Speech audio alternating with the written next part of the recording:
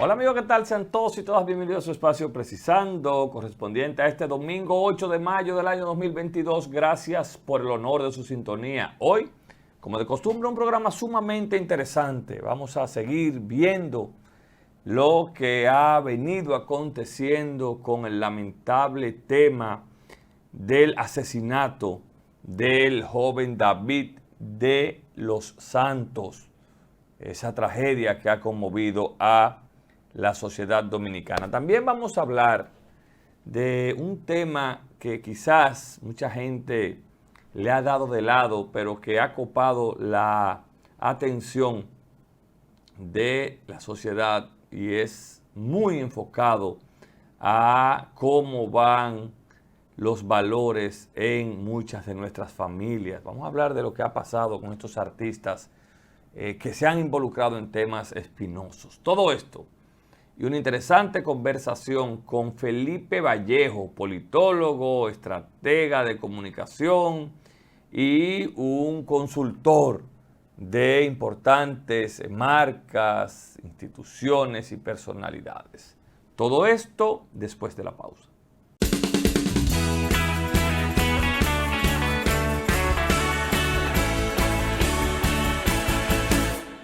Gracias amigos por continuar con nosotros. Miren, esta semana el tema central de la República Dominicana ha sido el asesinato del joven profesor David de los Santos.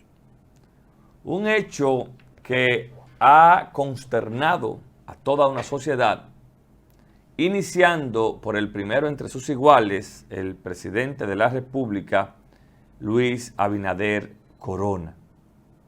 Y digo que ha consternado a toda la sociedad porque uno suponía que este tipo de situaciones ya no eran parte de los debates o no serían parte de los debates en una sociedad como la que hemos venido avanzando. Pero que lamentablemente desaprensivos, personas sin escrúpulos, tiran cualquier cosa por la borda sin importar, sin medir consecuencias.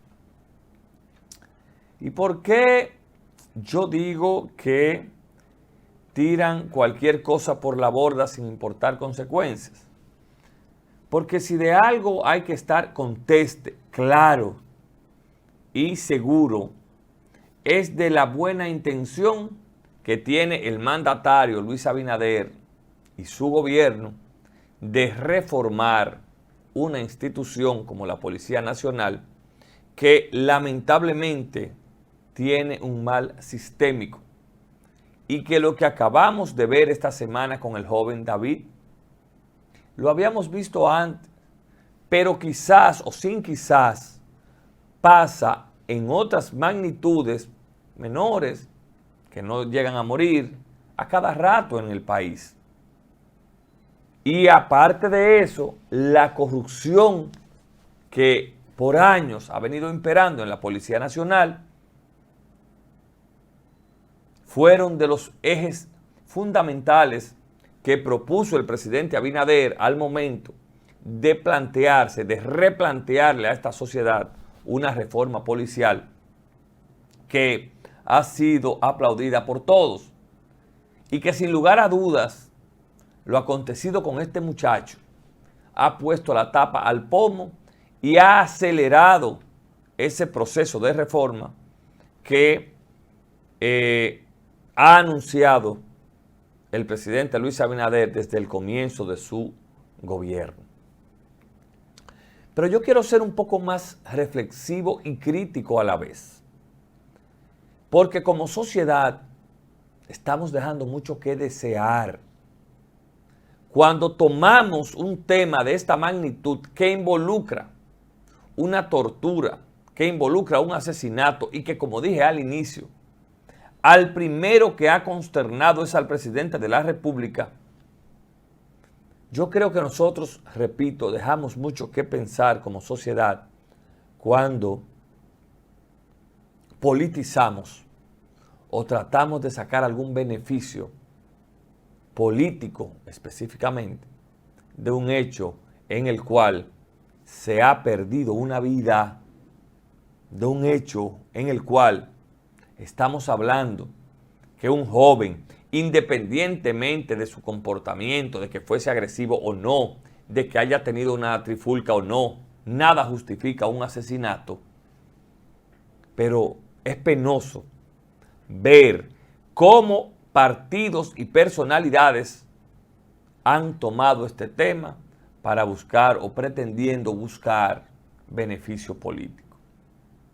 Y yo digo que es una pena, porque lamentablemente eso llevó a que otros sectores opuestos a esos partidos que han criticado esta actitud reprochable, pero que la han politizado, eso llevó a que aquí se jugaran con vidas humanas, porque bueno, empezaron a decir, bueno, pero mira, fulano en la policía tuvo tanto asesinato, fulano en su jefatura tuvo tanto asesinato, fulano mientras fue presidente tuvo jefes que mataron 1000 y pico, para poner ejemplos. Y yo no voy acorde con ninguna de las dos posiciones, pero reacciones o respuestas traen reacciones. Y politizar este tema es una vergüenza de la clase política nacional, porque ninguno de los presidentes que hemos tenido, ninguno, primero, son responsables de barbaries que puedan pasar en la Policía Nacional directamente, porque en cabeza de nadie cabe que ni Hipólito, ni Leonel, ni Danilo, ni Luis Abinader se prestarían a cuestiones como la que se han querido señalar. Pero en la otra acera a ningún gobierno le luce, porque en todos los gobiernos hemos tenido jefaturas de la policía que se ven casos como estos o similares. Y eso es penoso que lo tengamos que decir. Eso es vergonzoso que hoy agarremos un tema, como yo he visto dirigentes del PLD, para cuestionar o sacar provecho, pero también dirigentes de las fuerzas del pueblo y de otros partidos políticos. Pero hablo de estos dos porque son los más grandes en la oposición. Pero aparte, son los que han tenido gobernantes en la República Dominicana. Entonces, más que politizar, yo creo que esta desgracia que ha sucedido tiene que servir para fomentar una verdadera reforma estructural de pies a cabeza de la Policía Nacional y no dejársela solo al presidente de la República.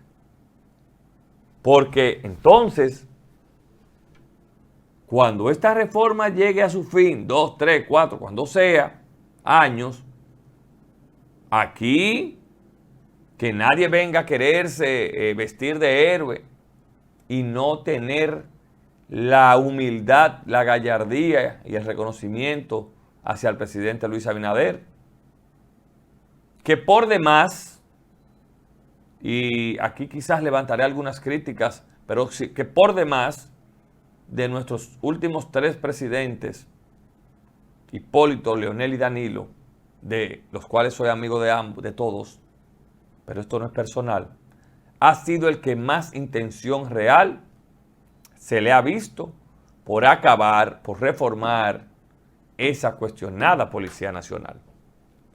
De manera que saludamos los datos que se dieron el pasado jueves en el Palacio Nacional, donde se van a tomar una serie de medidas para ir mitigando este tipo de acciones, pero que en el fondo entendemos la reforma policial tiene que ser ya un hecho.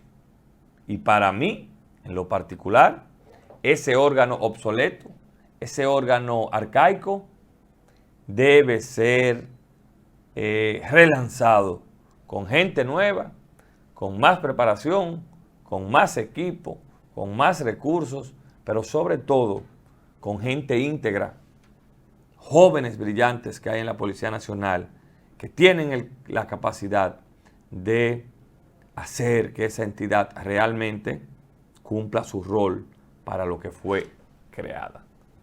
Lamentable la pérdida de este joven y mandamos un abrazo solidario a sus familiares.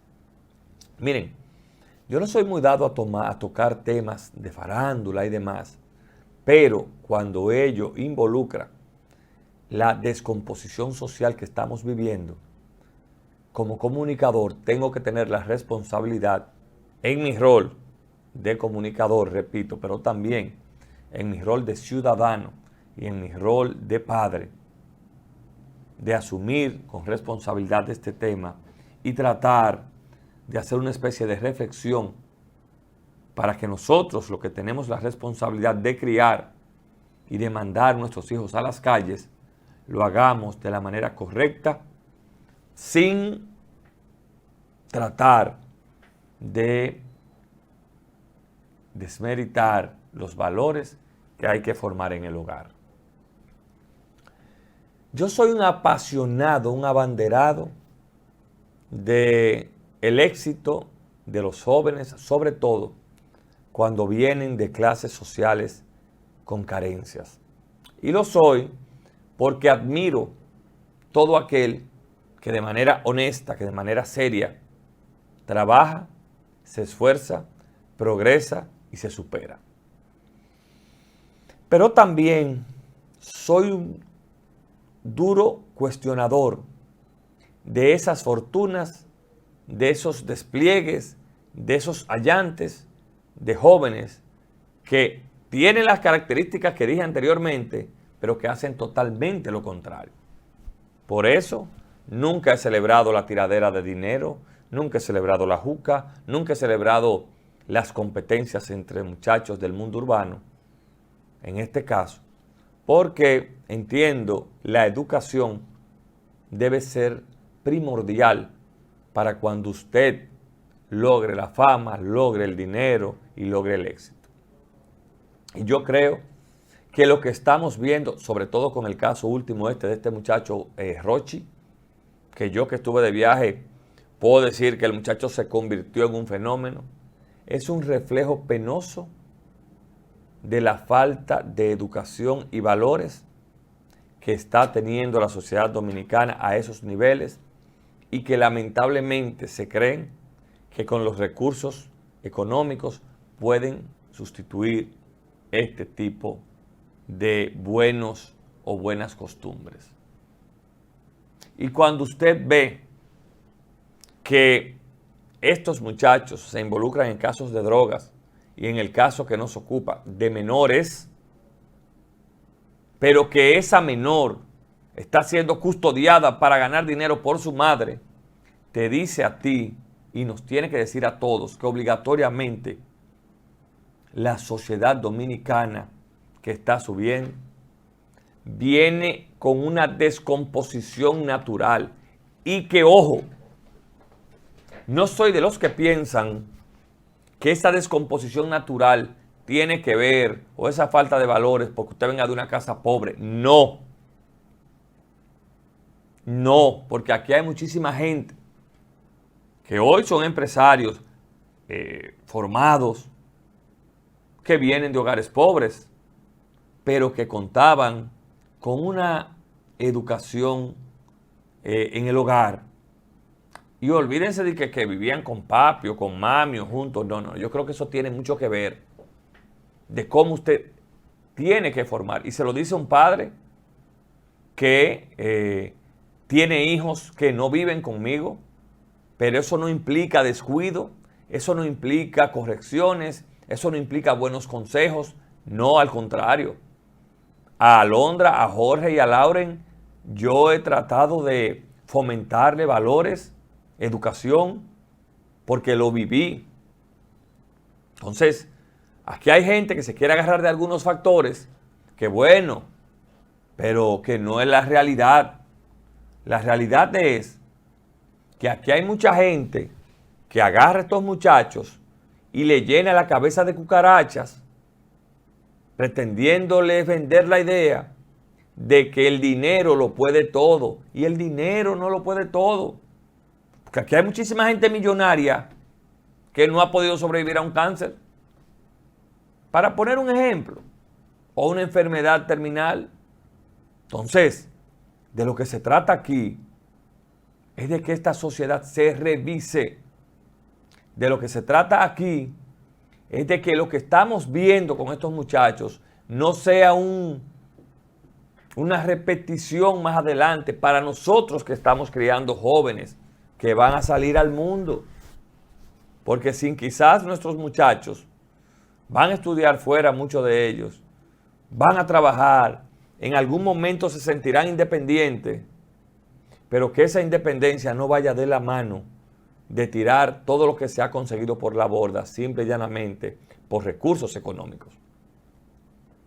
Y como así hablo de Rochi, hablo de muchachos de clase alta que se dedican a querer ganar dinero con los jodidos estos clonadores de tarjetas, por ejemplo, de delitos cibernéticos.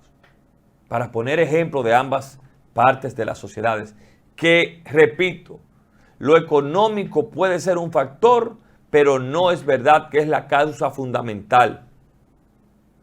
Porque podemos hacer un programa especial con profesionales y veremos que aquí hay muchísima gente de clase pobre, humildes, y hasta más allá, que se han superado, que han trabajado de manera correcta y honesta. Pero también veremos que hay muchísimos muchachos de clase alta, ricos, millonarios, que hacen lo incorrecto. De manera que ojalá nosotros, más que farandulear, más que pretender burlarnos de estos temas, como padres, como comunicadores, como entes productivos de esta sociedad, lo aprovechemos para reflexionar y ver cómo estamos criando, por dónde van nuestros hijos y no perder ese seguimiento. Señores, no se vayan, que ya está con nosotros Felipe Vallejo. Con Felipe vamos a hablar temas importantes después de la pausa.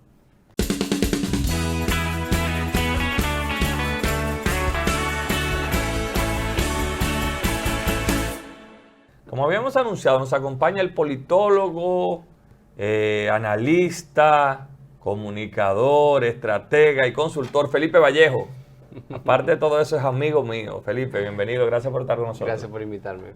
¿Cómo está la cosa, Felipe? Vamos a hablar de varios temas, vamos a hablar de temas nacionales, internacionales, pero obviamente hay que aprovechar tu presencia para ver tu perspectiva a nivel mundial del conflicto que todavía lo vivimos, Ucrania, Rusia.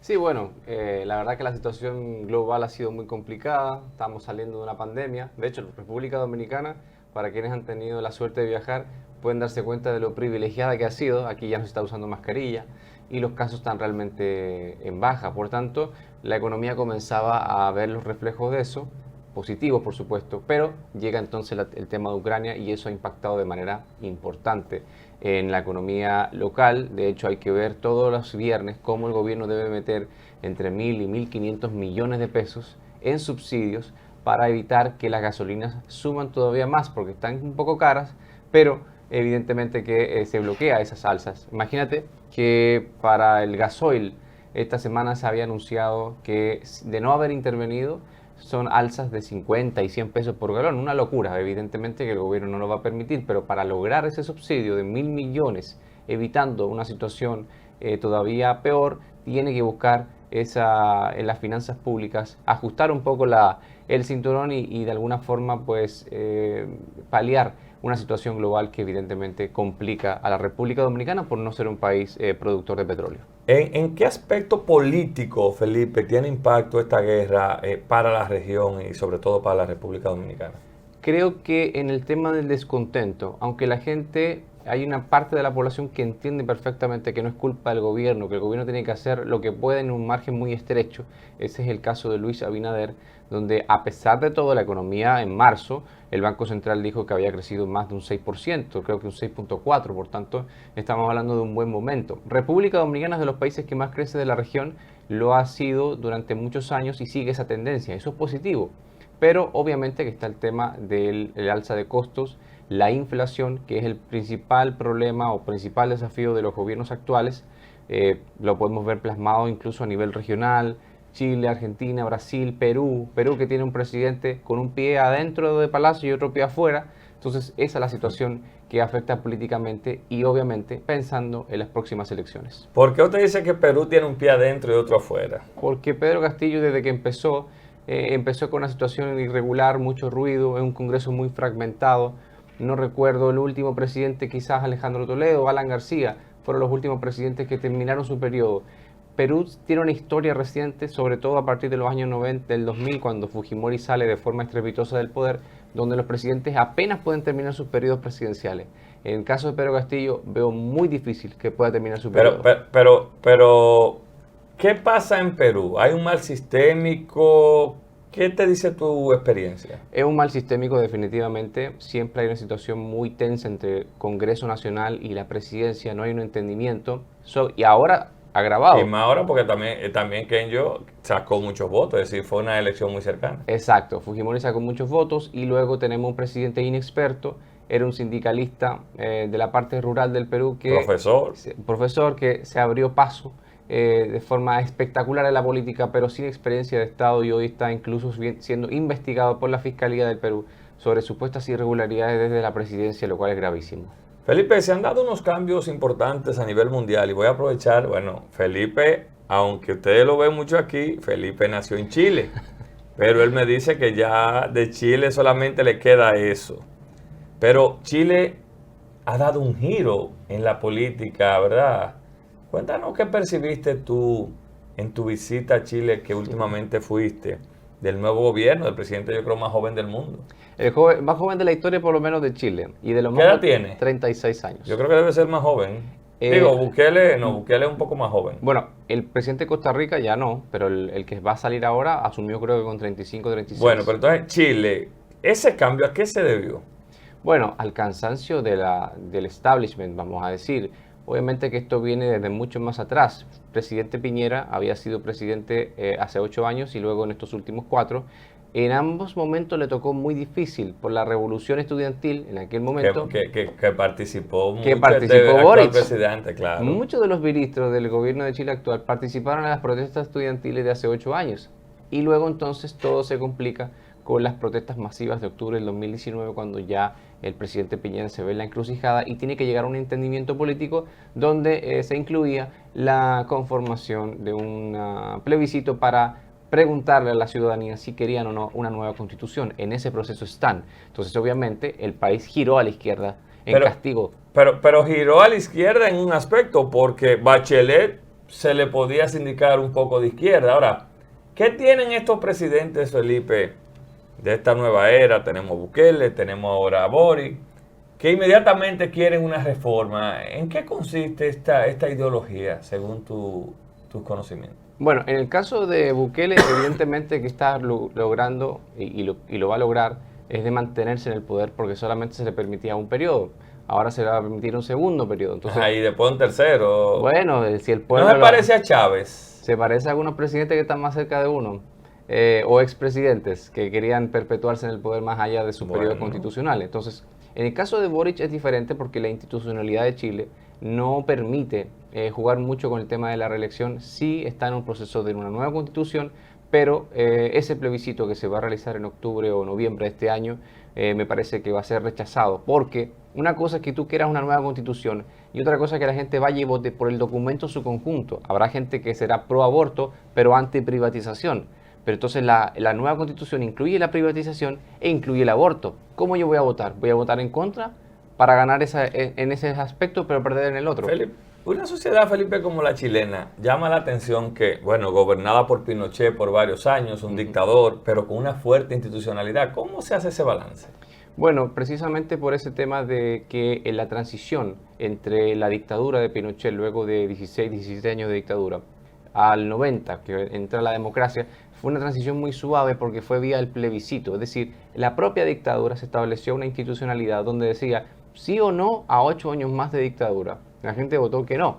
Asume a Patricio Aylwin en el 90 y una transición muy, muy sutil. Se entendió. De hecho, Pinochet fue varios años más comandante en jefe de las Fuerzas Armadas. Entonces, esa transición permitió que hoy Chile goce de una institucionalidad que evidentemente está bajo una cierta tensión evidente por las disputas políticas de los partidos políticos. Siguiendo en la región, tu evaluación de López Obrador. López Obrador, a propósito del plebiscito, somete un plebiscito donde él gana abrumadoramente, pero participa un 10-12% de la población. ¿Cómo tú ves México? México, la verdad que está siendo bien manejado en términos generales por López Obrador, el tema del plebiscito. Pero ahí no se permite la reelección. Bueno, porque son 6 años, un periodo largo. Y obviamente que de ahí a reformar la Constitución para que López Obrador se mantenga, yo lo tendría muy a cuestas. Sin embargo, este plebiscito que ganó de manera abrumadora fue un aviso de no inventes. Pues no fue nadie. Bueno, pero fue un aviso para López Obrador. No inventes con una reforma para quedarte, porque eso no ocurre en México. Y creo que la tradición mexicana, desde que sale el PRI, de luego esos 70 años eternos, pues obviamente que no creo que haya espacio para ese tipo de reformas. Finalmente, en términos internacionales, Estados Unidos vive un momento muy complejo. El expresidente Donald Trump salió al ruedo. ¿Existe dentro de las posibilidades electorales un retorno? ¿Tú lo ves posible, un retorno de Donald Trump al poder? Todas las posibilidades. De hecho, la economía y algunos errores de Joe Biden creo que pudieran allanar el camino para que Donald Trump pueda retornar a la Casa Blanca. Lo primero y más seguro es que es muy difícil que alguien le quite la candidatura republicana a Donald Trump. Creo que ese sería su primer paso. Y en segundo lugar, creo que el tema de Joe Biden pues sí luce un poco débil, sobre todo en el aspecto económico. Donald Trump podrá decir, en la economía conmigo estaba bien y con Joe Biden estaba mal. Claro, de ahí a entrar en los detalles de por qué eso ha ocurrido, evidentemente que pasa por un tema de la era post-pandemia. Sin embargo, creo que hoy por hoy las posibilidades de Donald Trump de ser candidato son muy seguras y las posibilidades de ser presidente son muy reales. Yo creo que hay que aclararle a la gente que dice, bueno, pero ¿por qué Donald Trump puede volver? Porque en Estados Unidos la Constitución te dice 2 mandatos consecutivos. Si tú pierdes, tú puedes tratar de volver. Pero eso implicaría que si Donald Trump gana, pudiera ser elegible para otro periodo consecutivo. Claro, porque la Constitución dice 2 periodos consecutivos. Gobernando. Correcto. Entonces tú hoy por hoy ves la posibilidad de que Donald Trump sea el candidato seguro del Partido Republicano. Es muy difícil quitarle la candidatura. Yo creo que en ese sentido, por eso se buscaba hacer el famoso impeachment, el juicio político, para anularlo. Sin embargo, no fue posible. Los republicanos sabían que eso podía venir en el futuro de una candidatura fuerte, polarizada como la de Donald Trump, y creo que hoy el camino está indicando que así será.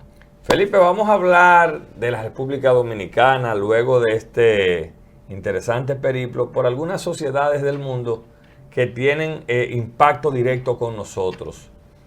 Estamos en el 2022, un presidente que según todas las encuestas está bien valorado. Dame una panorámica general de la situación política antes de entrar en detalles en la República Dominicana. Bueno, la República Dominicana vive un momento bueno económico por el tema del crecimiento, sin embargo la inflación sigue siendo para este país y para muchos el desafío número 1 y el gobierno lo sabe. En ese sentido, con un presidente habilitado constitucionalmente, la campaña ha comenzado más temprano que nunca, incluso con el PLD presionado a tener candidato. Este año tendremos a los 3 candidatos seguros, cuasi confirmados de los 3 grandes partidos. Me refiero por supuesto al PRM con Luis Abinader, Leonel Fernández con Fuerza del Pueblo, y en el PLD que todo indica que se disputarán la candidatura Margarita Cedeño o Abel Martínez. En ese panorama creo que todavía está todo muy abierto para una eventual segunda vuelta. El presidente Abinader sigue teniendo la primera opción de ganar. No pudiera asegurar hoy por hoy que el presidente Abinader se reelija en primera vuelta, pero creo que su popularidad como presidente lo puede impulsar de forma importante. ¿Qué tan beneficioso o no puede ser en el caso de la Fuerza del Pueblo que desde que se fundó, tenga un candidato señalado? Bueno, en el sentido de que tenga un candidato definido, el partido a nivel interno puede ir trabajando. Sin embargo, un candidato profundamente conocido en todo el país, y eso obviamente que tiene también un arraigo en términos de rechazo. El rechazo de Leonel Fernández es un rechazo sólido, vamos a decir. No me atrevo a decir que es mucho más alto que su popularidad, pero es un rechazo sólido. Entonces, el techo de crecimiento electoral de Leonel Fernández es más limitado con respecto a otras figuras que no son tan conocidas y más limitado con respecto a la recuperación de la intención de voto del presidente Abinader, que evidentemente que debe estar aspirando a que esto se termine en primera vuelta. ¿Cómo ves que va el gobierno en sentido general? Es un gobierno que asumió una pandemia, es un gobierno que ha tenido que lidiar con una guerra ahora, con situaciones internacionales, pero en sentido general, Felipe, y profundo, hazme un análisis de lo que tú evalúas desde tu óptica del gobierno. Puntos fuertes y también puntos de mejora, pero este es un gobierno que no ha tenido tregua. Asumió en pandemia, estaba saliendo de la pandemia, recuperación económica y viene el tema de Ucrania, entonces no ha tenido ningún respiro. Es inimaginable que en un año normal quizás se le dedicaban 1.000, 2.000 o 3.000 millones de pesos al subsidio a los combustibles. No van ni 6 meses y ya se han tenido que destinar más de 4.000 millones de pesos al subsidio de los combustibles. Estos son cifras estratosféricas, donde evidentemente impide que el gobierno pueda invertir en otros ámbitos tan necesarios, sumada a la inflación global, producto del alza de costos de una era pospandémica. El presidente Abinader dijo hace un año y medio, en un año y medio más, la economía va a ser mi principal problema. Dicho y hecho, la economía Él es economista y sabe por qué lo decía. Él sabe por qué lo decía en ese momento, cuando estábamos todavía en medio de la pandemia. Lo dijo. Y hoy por hoy el gobierno tiene su principal examen en el ámbito económico, porque en el tema judicial, en el tema del Ministerio Público Independiente, en el tema de las relaciones internacionales con Estados Unidos, ha tenido puntos muy altos. Pero esa tarea en el área económica, tu evaluación. En términos macroeconómicos creo que es muy positivo. República Dominicana es destino de muchas inversiones, crea empleos y genera riquezas. Eso trae una oportunidad de sustento formal a muchas familias. Sin embargo, el alza de costos, la inflación, creo que se va comiendo el poder adquisitivo y es ahí donde tiene que atacar el gobierno, sobre todo con el tema de la canasta básica. Punto fuerte del gobierno del presidente Abinader en estos primeros 2 años, Felipe. Evidentemente que el cumplimiento de su promesa de un Ministerio Público Independiente así ha sido. De hecho, hay gente de la oposición que dice, no, pero que atacan solamente al gobierno pasado. Y no es verdad.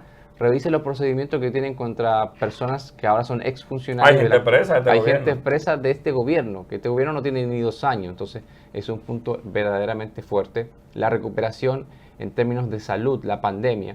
República Dominicana es de los pocos países que tiene estos niveles tan bajos de nuevas infecciones y de muertes. De hecho, hoy, gracias a esos números, la sociedad puede andar libremente sin mascarilla en las calles y a nivel interiores, cuando todavía en otros países supuestamente más desarrollados como Chile todavía hay que usar mascarilla, por ejemplo, o tenemos casos todavía muy altos. Entonces, el manejo de la pandemia ha sido un punto alto y a nivel macroeconómico creo que hay que resaltar, hay que darle su plato aparte al gobierno en ese tema. ¿En qué se basa esa alta valoración, Felipe, que tiene hoy el presidente de la República, que acaba CNN de revelar un estudio donde goza casi el 70% de valoración positiva de la población?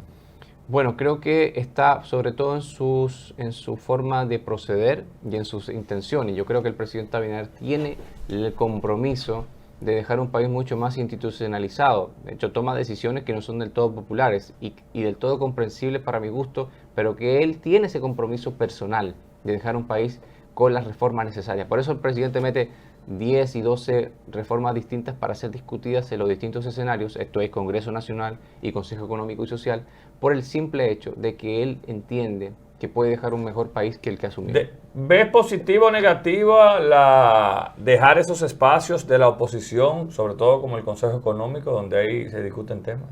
Yo creo que siempre es positivo el diálogo encima de los ataques. Ahora bien, habrá que ver qué reformas son posibles, porque las ideales yo las veo poco viables. Ahora, hay reformas posibles y hay reformas urgentes. Está la reforma electoral, está la reforma, hay que discutir el pacto fiscal, tarde o temprano hay que hacerlo, y también está la reforma constitucional, que es para dejar instaurado el Ministerio Público Independiente. Yo creo que hoy por hoy hay que discutir fuertemente las reformas electorales y en un plazo de unos pocos años discutir un pacto fiscal verdaderamente sostenible en el tiempo. ¿Dónde tú entiendes el gobierno del presidente Abinader debe apretar para términos de mejora? Yo creo que tiene que ajustar la integración interna del gobierno. Me parece que algunas veces la agenda no está alineada a lo que el Ejecutivo quisiera y tiene muchos ruidos, algunas cuestiones que ni siquiera han sido planificadas, pero que sufre de estos ruidos naturales porque un gobierno es inmenso, o sea, el Estado, el aparato estatal es inmenso. Sin embargo, creo que alineando un poquito más los esfuerzos y entendiendo que hay una sola agenda, que hay que trabajar en función de este actual periodo constitucional, no pensando tanto en el 2028, sino pensando en dejar un gran gobierno de aquí al 2024, le va a ahorrar problemas, le va a ahorrar crisis y lo va a convertir en mayores conquistas para ¿Tú ellos. entiendes que si las elecciones, Felipe, se hicieran hoy, tuviese el presidente Abinader el carril de dentro para ganar las elecciones al día de hoy? No sé si en primera vuelta, pero evidentemente que el presidente Abinader tiene hoy las mejores posibilidades de ser reelegido. ¿Dónde tendría que estar la estrategia del gobierno y del PRM, Felipe? Porque hay quienes abogan, no sé si tú lo ves así posible, por una alianza PLD, Fuerza del Pueblo. ¿Tu opinión en torno a eso? Yo lo veo muy difícil en este momento. Quizá en una segunda vuelta pudieran verse forzados a entenderse en algún nivel, ya sea municipal, congresual, incluso presidencial. Sin embargo, hay que tener la historia reciente en cuenta. Teníamos un gobierno que tenía la posibilidad de permanecer en el poder y no supieron ponerse de acuerdo. En ningún momento de los 8 años de Danilo supieron entenderse las fuerzas de Leonel y de Medina. ¿Por qué? Ahora debieran entenderse. Vamos al plano concreto. Si Margarita es candidata y Leonel es candidato, ¿tú ves viable un acuerdo en uno que llegue primero que el otro? A primera vuelta imposible. En segunda. Lo veo también todavía muy difícil porque es un tema personal, incluso entre ambos, entre Margarita Cedeño y Leonel Fernández, y entre el liderazgo del PLD, dígase Danilo Medina y Leonel Fernández. Pues entonces tú me estás diciendo a mí que al PRM y al presidente Abinader le conviene que los candidatos sean Margarita y Leonel. Le conviene que el PLD y Fuerza del Pueblo nunca se entiendan en ningún nivel. Felipe, vamos a hablar de partidos políticos. ¿Cómo evalúas tú la jugada realizada por el PRM, donde llevan una plancha única, donde integran a todo el mundo y donde a gente que ha hecho ruido lo dejan fuera? Bueno, el tema había mucho ruido con respecto a este proceso interno. Definitivamente que el PRM ha sabido salir a flote. Me pareció muy importante incluir a Eddie Olivares, que es un tipo... Un hombre de Hipólito. Un hombre Hipólito, pero además con muchos méritos, mucha experiencia. Yo creo que era importante dar esas señales. Habrá que ver qué ha seguido. Pero creo que también esto es una lección para el gobierno y para el partido. Pudo haberse ahorrado esta crisis habiéndole buscado un espacio. Hay que recordar que Eddie Olivares trató de ser presidente de la Junta. Venía de un recorrido importante a nivel público y por ende había que buscarle un espacio. Sí, pero ahí entra lo que tú dijiste ahorita. El presidente se la jugó y dijo, bueno, yo quiero unos órganos estatales no tan mezclados al gobierno. Autónomos. Autónomos. Entonces, si él hubiese puesto a Eddie Olivares, hubiese empezado violentando su palabra. Claro, no, hasta ahí quedaba la intención de tener órganos tan importantes como la Junta de forma autónoma al gobierno. Eso fue un acierto del presidente con un costo político alto. Pero en definitiva, ¿fue buena la jugada política del PRM al final de ir con una plancha única? Claro, claro que sí. Eso salva toda la situación que pudiera haber ocurrido. Lo último que el PRM tenía que no podía permitir era que el día de la convención o de su evento interno, ellos se vieran con la encrucijada de qué iba a pasar. Entonces, Felipe, el PLD se está viendo envuelto en una situación engorrosa, dirigentes presos, hermanos de presidentes presos, acusaciones, rumores. ¿Cómo tú entiendes esto en lo inmediato y en las elecciones posteriores afectarán las aspiraciones de ese partido, los actos de corrupción cometidos? yo creo que el PLD en el 2024 a nivel presidencial no tiene ninguna posibilidad. Por más que ellos digan que pueden volver, pienso que el rechazo al PLD es importante, puede durar muchos años y eso obviamente que lacera sus posibilidades. Puede recuperar algún tipo de terreno en el ámbito municipal y a nivel de Congreso, eso haría un balance a nivel interno, pero a nivel presidencial, que obviamente donde está el poder, el PLD no tiene ninguna chance por el nivel de rechazo, los casos de corrupción y esa herida tan reciente y ese distanciamiento tan reciente con la sociedad dominicana. Fuerza del Pueblo, como te dije, muchos dirigentes que vienen del PLD, se ve el mismo entorno, aunque mucha gente se moleste cerca de Leonel Fernández, hay ciertos disgustos. ¿Cómo esto pudiera afectar o no a futuro?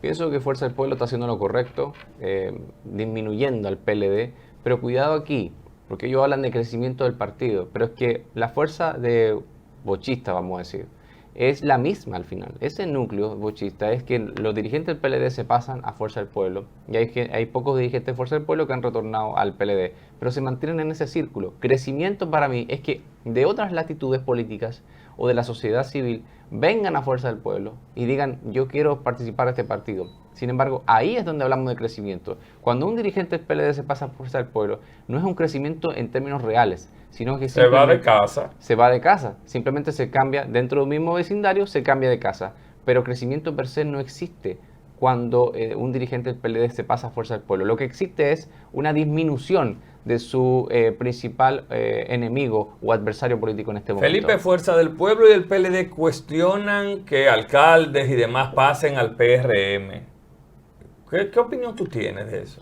Es una práctica recurrente, incluso ellos lo hicieron durante los días. Danilo andaba hasta el otro día rescatando gente. Rescatando gente o pasándose dirigente. En este país, la cultura de permanecer en un partido no es tan fuerte. Las ideologías no existen de una manera tan arraigada y por ende la casa partidaria obviamente puede variar según el contexto y esto es lo que está ocurriendo a nivel municipal. ¿Tuvo algún impacto la llegada de Rafael Paz a la Fuerza del Pueblo? Tuvo un impacto mediático, hay que ver qué tiene a nivel político que ofrecer. Rafael Paz era un dirigente destacado del ámbito privado, luego salta al gobierno. Ocurrieron algunas situaciones donde lo llevaron a un ascenso meteórico, a ser candidato a senador por el Distrito Nacional y luego miembro del comité político. Hoy por hoy es miembro de la máxima instancia de Fuerza del Pueblo. Me parece que volverá a intentarlo en el Senado y veremos si tiene ese impacto mediático reflejado en los votos. Felipe, finalmente, tu valoración en términos porcentuales, esto no es estadístico porque no lo tenemos, del gobierno de Luis Abinader. Yo creo que el presidente Abinader está por encima de su gobierno, primero que todo. El presidente Abinader tiene una popularidad mayor que su gobierno en su conjunto y eso es un tema a tomar en cuenta. Yo creo que el gobierno puede hacerlo mejor con respecto sobre todo al ámbito económico, a la forma de comunicar sus conquistas y a la integración de cerrar filas con su presidente y de evitar tener agendas complementarias. Aquí lo que importa es que el presidente lo haga bien para que su gobierno marche y el país avance. Felipe, muchas gracias. A ti. Felipe Vallejo fue nuestro invitado este domingo en Precisando. Ustedes no se vayan, ya volvemos con la parte complementaria.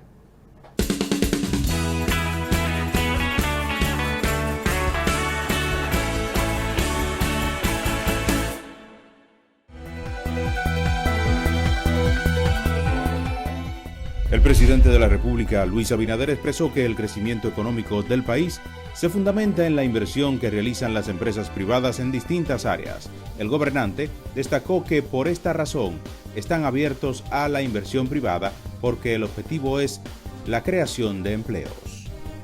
En otra información, el gobierno dispuso un conjunto de medidas para garantizar la integridad física y los derechos humanos de las personas arrestadas por agentes de la Policía Nacional, que incluyen la instalación de cámaras en todas las patrullas y los destacamentos del país. Se informó además que esas disposiciones estaban ya contempladas para ser implementadas en los próximos meses dentro del marco de la reforma que ya está en marcha, pero que se acelerarán para dar respuestas urgentes. En el plano internacional, el recrudecimiento y expansión de la violencia no encuentra freno en Puerto Príncipe, donde la intensa guerra urbana entre bandas ha dejado decenas de muertos en las últimas 2 semanas, así como 8 desaparecidos y alrededor de 100 heridos según cifras oficiales.